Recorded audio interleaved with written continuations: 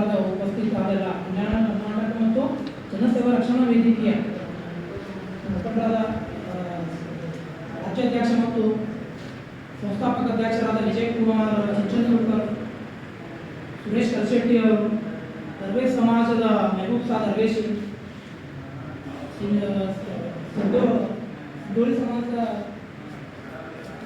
ಒಂದಳಿ ಸಮಾಜದ ಸಂತೋಷ್ ನಮ್ಮ ಗೌರವಾಧ್ಯಕ್ಷರು, ಅರುಣಾ ಮೇಡಮ್ ಒಂದಳಿ ಸಮಾಜದ ನಮ್ಮ ಕೋರ್ ಕಮಿಟಿ ಸದಸ್ಯರು, ಸತ್ಯನಾರಾಯಣ್ ನಮ್ಮ ಕಾನೂನು ಸಲಹೆಗಾರರು, ಜಗತ್ ಸಿಂಗ್ ನಮ್ಮ ಕೋರ್ ಕಮಿಟಿ ಸದಸ್ಯರು